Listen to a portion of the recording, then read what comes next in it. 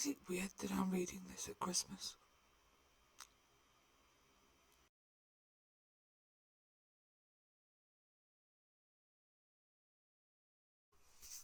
Yes. Christian holiday and I'm reading The God Delusion. Do I feel a little bit strange? Yes, I do.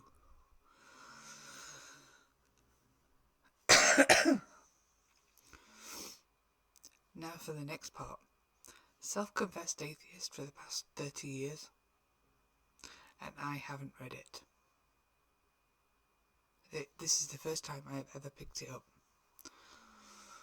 Now, whether you know this or not, I live in Cyprus, and for English language books, I either have to buy from Amazon, Kindle, or I have to pay extortionate amounts for the imported versions at the bookshops. Now, when I left the UK, a standard paperback was about $7.99. I have to pay about €15 for a standard paperback, and that just seems a little bit excessive to me.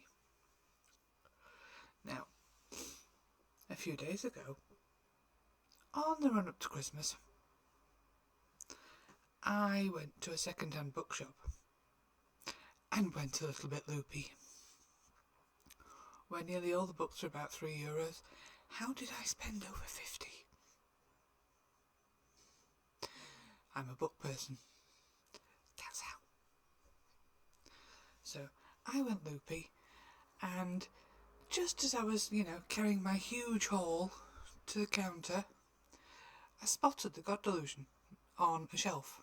I was like, oh, I'll have that. That's my kind of shopping. Bookshops are awesome. But anyway, so I started reading about 2 days ago. And the best part of picking up this particular book was the updated preface for the paperback. Because it wasn't just, I don't usually read things like the preface or the introduction because you kind of know where you're going with the book from the synopsis or the write-up or what you've heard about it. But the updated preface, for the paperback actually has responses to all of the criticisms and queries that were aimed at the original hardback. And it was amazing just to read his responses. Mr. Dawkins. To the silly things like, I'm an atheist, but I don't want to be associated with your strident and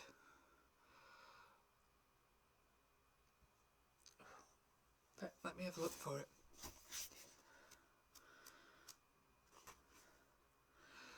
I'm an atheist, but I wish to dissociate myself from your shrill, strident, intemperate, intolerant, ranting language.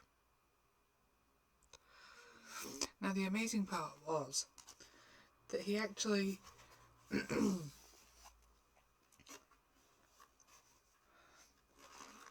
likens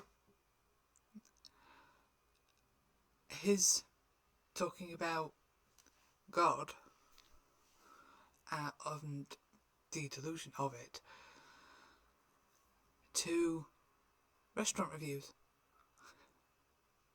Now he says these restaurants actually exist and the people that run them have feelings and are actual people who you can hurt and businesses that you can damage.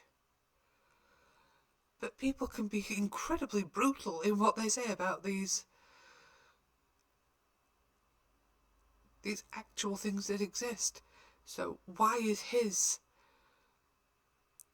denunciation of God worse than actually denouncing things that really exist. I thought it was wonderful, but like I said, I am actually rather enjoying it, and I'm actually reading like the introduction and the preface, because even though I don't usually, I'm engaged with the conversation that he's having. And even though I have always been an atheist, I'm actually quite interested in what he has to say in context of religion. And he doesn't just reference just one religion, he references multiples. Now, I told my mum when I was a child, I think I was about 11 or 12, I didn't believe in God. I didn't believe there was anything. No deity, nothing. And she got quite upset by that. So upset that she actually made me go to Sunday school and take my scripture exams to try and convince me that God exists. And I don't know about anyone else, but I genuinely believe that if you're trying to convince someone that God exists, the wedding at Canaan is not the subject that will do it. Just my thought on it. But that was what I had to cover. And I took my exams, I passed them. Didn't make me believe in God.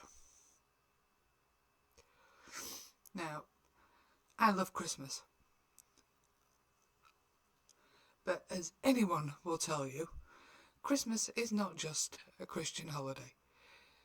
Yes, it's got Christ in there, but it's not really about Christ.